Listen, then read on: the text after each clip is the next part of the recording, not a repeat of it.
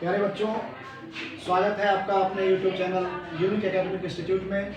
मैं स्वतंत्र शांडिल्य आज आपके लिए लेकर आया हूँ एक नया टॉपिक जो आपके लिए, आपकी परीक्षा के लिए और आगामी हर परीक्षाओं में बहुत ही महत्वपूर्ण है। आप जैसा देख पा रहे हैं, समास जो माध्यमिक स्तर से लेकर और हायर एजुकेशन में हर जगह उपयोगी है। तो आइए हम बिना किसी भूमिका के पहले शुरू करते हैं। आपके लिए समास ये महत्वपूर्ण टॉपिक है और आगामी परीक्षाओं में हर किसी के लिए उपयोगी है। फरवरी में बोर्ड की परीक्षाएं शुरू होने वाली हैं और इंटरमीडिएट की परीक्षाएं शुरू होने वाली है। सीबीएसई बोर्ड है, अन्य राज्यों के बोर्ड हैं, नवोदय विद्यालय है या फिर बिहार बोर्ड है, तमाम सबके बोर्ड के लिए जरूरी है। आइए देखते हैं समास के बारे में। सबसे पहले समास जानते हैं कि समास है क्या।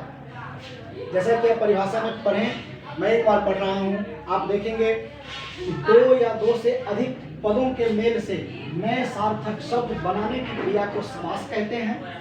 इस विधि से बने शब्द को समास, समस्त पद या समासिक पद कहते हैं। इसका अर्थ समझें कि दो या दो से अधिक शब्द, हर एक शब्द जिसका कोई अर्थ निकलता हो वो एक शब्द, और एक दूसरा शब्द जिसका भी कोई अलग अर्थ निकले, उन दोनों को एक जगह मिलाने के बाद एक नया सार्थक शब्द बने, उस शब्द को हम क्या बोलते हैं? समास। और किसी की प्रक्रिया को, इस विधि से बनाने की प्रक्रिया को हम कहेंगे समस्त पद या समासिक पद। अब आप उदाहरण के तौर पर देखें, जैसे गंगा का जल, गंगाजल। इसमें देखें, गंगाजल एक है और दूसरा है राजपुत्र। तो आप देख पा रहे हैं कि गंगाजल, इसमें एक पद है गंगा और दूसरा पद है जल। समझ पा रहे हैं?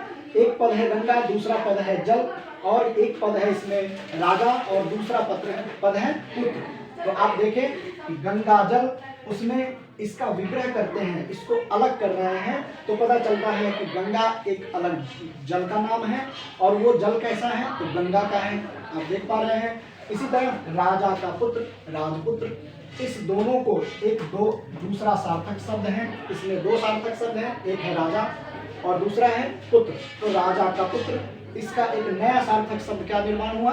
राजपुत्र। गंगा एक अलग पद है, एक अलग शब्द है, और दूसरा जल है। इन दोनों के नए सार्थक शब्द से नए शब्द का क्या निर्माण होता है? गंगाजल। तो ये गंगाजल हो गया। आइए इसमें आप देखेंगे कि समासिक प्रक्रिया या समस्त पद बनाने की जो क्रिया है, उसमें कुछ महत्वपूर्ण बिंदु हैं जिसको जानना बहुत ही आवश्यक है। इससे ही आप जो इसके भेद हैं उसमें आप विग्रह कर पाएंगे, आप इसको समझ पाएंगे कि ये पद कौन सा है, समासिक पद क्या है और कैसे बनाया जाता है। तो सबसे पहले देखिए कि जब समस्त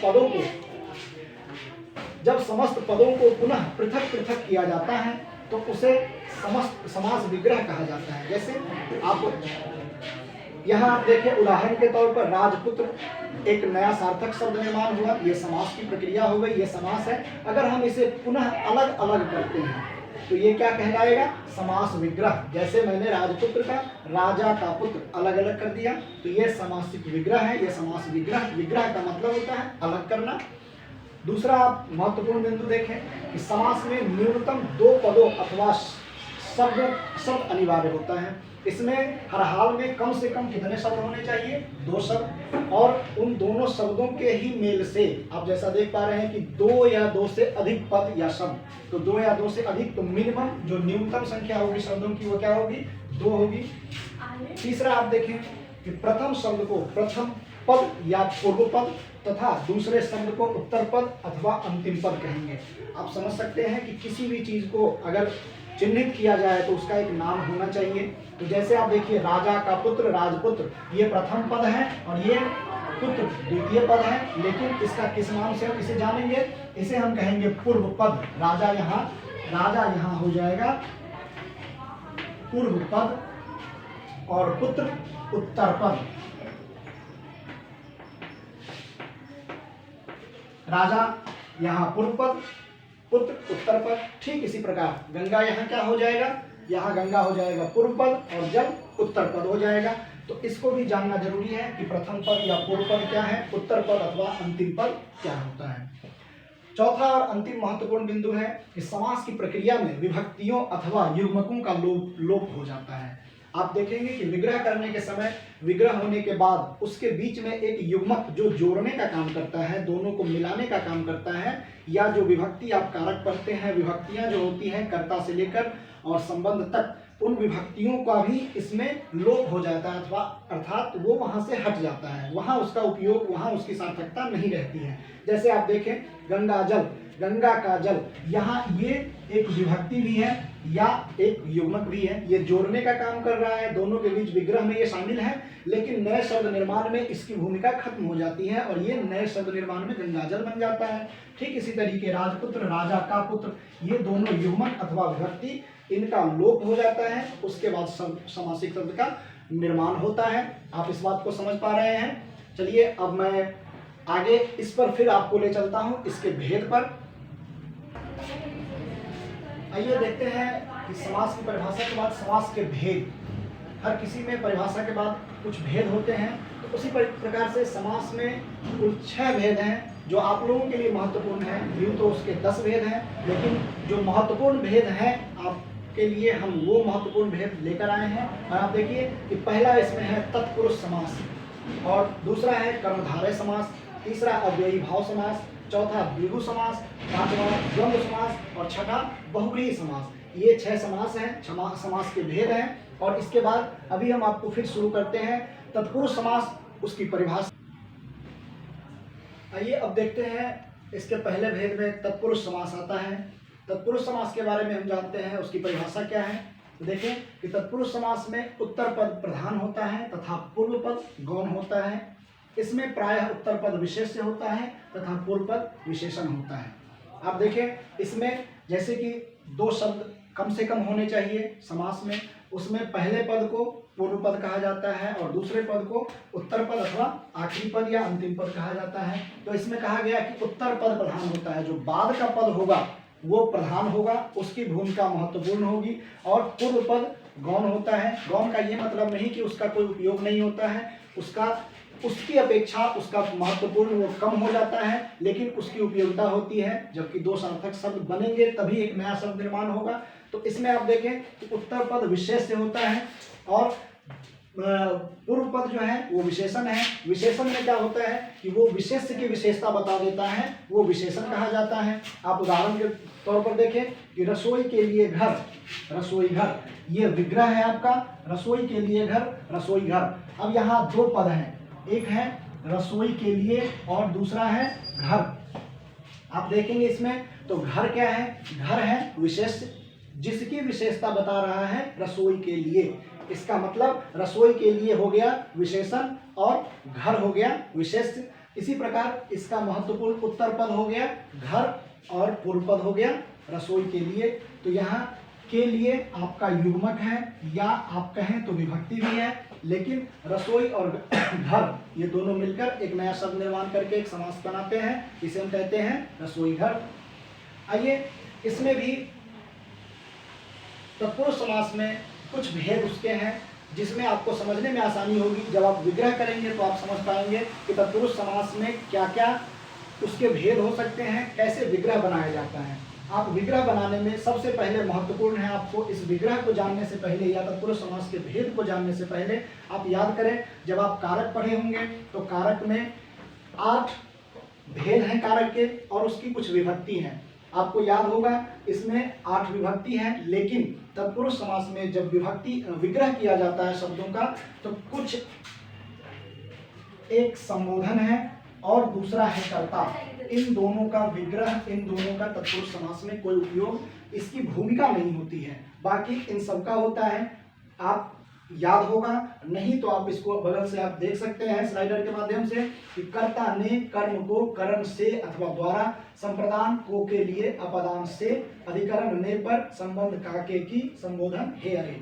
इसमें अब आते हैं, आपको दिखाते हैं कि इसके तत्पुरुष समास के भेद कितने हैं। तो आप देखें वहां 8 है, तो 8 में कर्ता और संबोधन हट गए हैं, तो उसमें मूलतः 6 भेद होते हैं। देखिए कैसे 6 भेद होते हैं, उसका विग्रह कैसे होता है, उसकी पहचान कैसे होती है और हम कैसे उसका विग्रह करने में सक्षम हो पाते हैं। तत्पुरुष समास इसमें पहला है कर्म तत्पुरुष समास। कर्म तत्पुरुष समास में सीधा सीधा समझने की जरूरत है, बस थोड़ा सा ध्यान रखना है और विभक्तियों को याद रखना है। कर्म तत्पुरुष समास में कर्म कारक की विभक्ति का लोप हो जाता है। लोप का मतलब वहां से उसकी भूमिका खत्म हो जाती है, वो हट जाते हैं और वहां दोनों मिल जाते हैं। जैसे यश को प्राप्त, यश प्राप्त आप देख रहे होंगे कि कर्ता ने और कर्म को यहाँ है। अब आप इसको घेर दें तो इसकी भूमिका खत्म होती है, यश प्राप्त, यही आकर के एक नया शब्द निर्माण करता है। तो जब आपको विग्रह करने का मौका मिलेगा यश प्राप्त, तो आप क्या बनाएंगे, यश को प्राप्त। दूसरा इसी में एक उदाहरण देखें, परलोक को गमन, यहाँ भी कर्म कारक की विभक्ति है को, इसका विलोप हो जाएगा, ये विलोपित हो जाएगा और यहाँ दो शब्द बन गए मिलकर के परलोक गमन। समझ में आ गया होगा। आइए इसी तरीके दूसरा देखते हैं, कर्म तत्पुरुष समास। कर्म तत्पुरुष समास क्या होता है, आप विभक्ति को याद करें तो कर्म में उसकी विभक्ति होती है से अथवा द्वारा।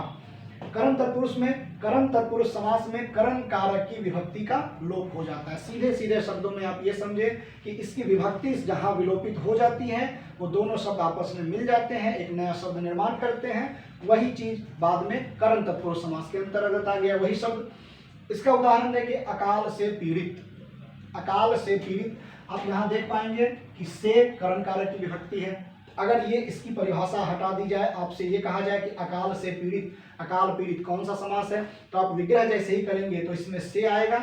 से आने का मतलब ही है कि ये कर्म कारक तत्पुरुष समास है, कर्म तत्पुरुष समास है। ठीक इसी तरीके यहाँ देखें कि ईश्वर द्वारा प्रदत्त, यहाँ एक द्वारा भी शब्द आ रहा है जो कर्म कारक की विभक्ति में है।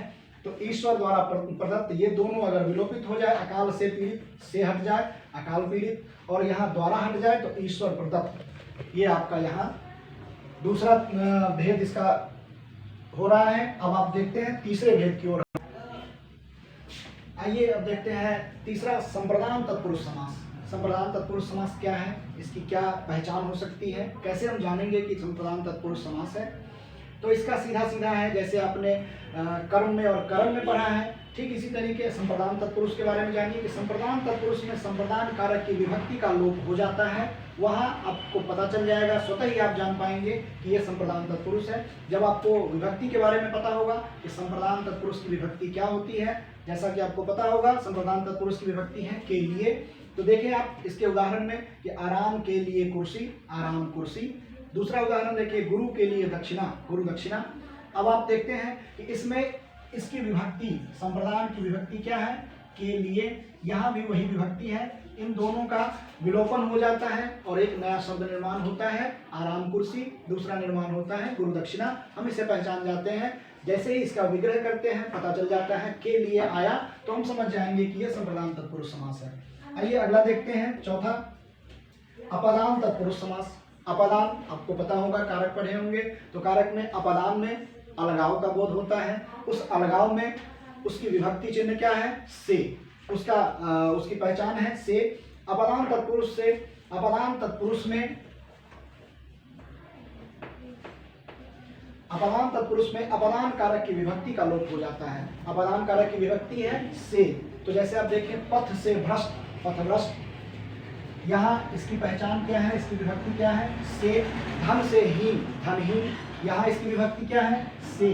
तो इस प्रकार हम जान पाते हैं कि धनहीन जैसे विग्रह करेंगे, धन से हीन, पथभ्रष्ट, पथ से भ्रष्ट, जैसे ही से आया इसके विग्रह में या इसकी विभक्ति चिन्ह पता चलती है हमें, तो तुरंत हम इसे बता सकते हैं कि ये अपदान तत्पुरुष समास है। आइए अब देखते हैं अगले, अपदान तत्पुरुष समास के बाद अब देखते हैं अधिकरण तत्पुरुष समास और संबंध तत्पुरुष समास।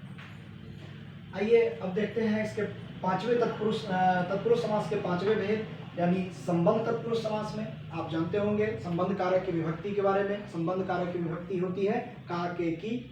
तो आप देखिए इसमें इसकी पहचान कैसे होगी। संबंध तत्पुरुष समास में संबंध कारक की विभक्ति का लोप हो जाता है। जब हम विग्रह करें तो उसकी विभक्ति दिखे और विग्रह खत्म होते ही उसकी विभक्ति का लोप हो जाए, वहाँ संबंध कारक। तो संबंध कारक की विभक्ति क्या है, का, के, की। तो देखिए इसमें प्रेम का सागर, प्रेम सागर, आप इसमें देख पा रहे होंगे कि ये क्या है, संबंध कारक की विभक्ति है। इसी तरीके भारत का रत्न, भारत रत्न, ये दोनों का एक दूसरे का संबंध बता रहा है। सागर कैसा है, तो प्रेम का सागर है।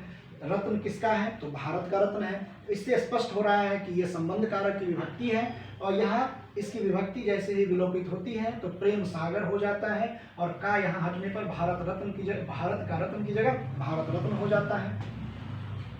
आइए अब देखते हैं छठे तत्पुरुष समास के आखिरी भेद के बारे में देखें कि अधिकरण तत्पुरुष समास। अधिकरण तत्पुरुष समास क्या है, इसकी पहचान कैसे करेंगे, इसकी विभक्ति क्या होगी, इसके बारे में अभी चर्चा करते हैं। कि अधिकरण तत्पुरुष समास में अधिकरण कारक की विभक्ति का लोप हो जाता है। आपको पता होगा जब कारक पढ़े होंगे तो अधिकरण कारक में और पर ये दोनों इसकी विभक्ति चिन्ह है। तो इसमें देखें कि ध्यान में मग्न, ध्यान मग्न, और धर्म में वीर, धर्मवीर। यहाँ आप देखें तो ये में और इस विग्रह का ये में, ये दोनों क्या है, अधिकरण कारक की विभक्ति है। अधिकरण कारक की विभक्ति यहाँ अगर विलोपित कर दी जाए तो ध्यान में मग्न, ध्यान मग्न, और धर्म में वीर, धर्मवीर हो जाता है। आप इसको देख पा रहे हैं और मैं समझता हूँ तत्पुरुष समास के ये 6 भेद आपको निश्चित रूप से याद हो गए होंगे अभी तक में। और मैं आपको इसमें एक नोट बता दूं कि कर्ता एवं संबोधन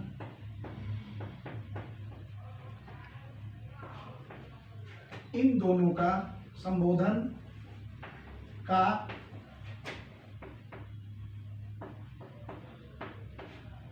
तत्पुरुष समास में, तत्पुरुष समास कोई भेद नहीं होता है।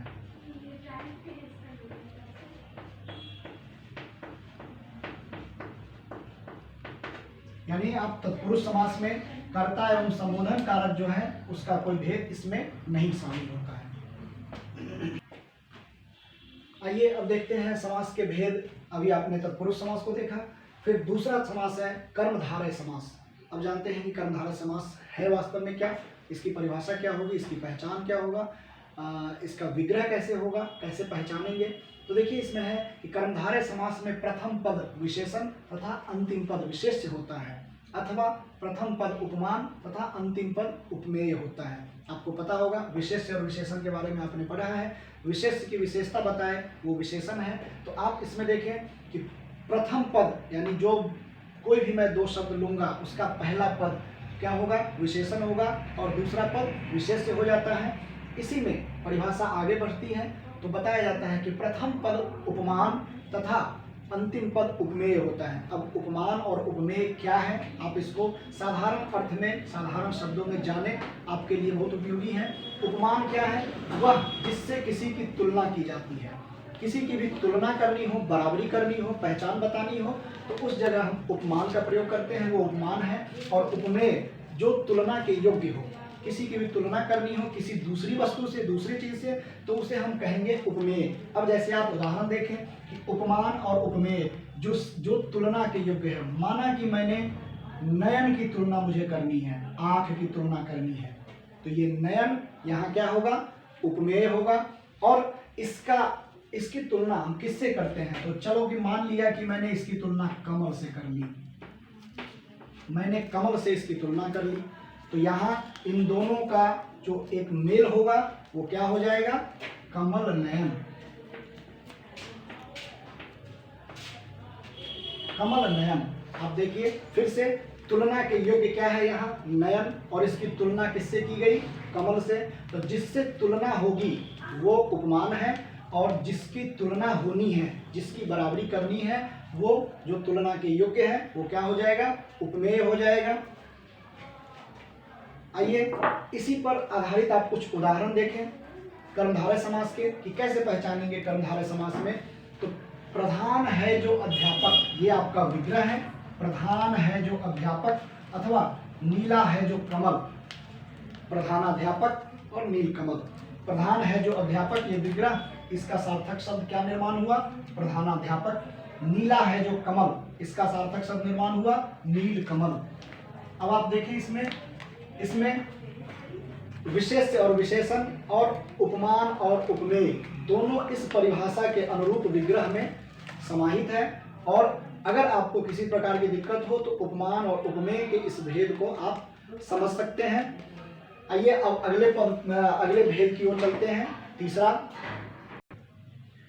आइए अब देखते हैं समास के तीसरे भेद की ओर चलते हैं, जो है अव्ययी भाव समास।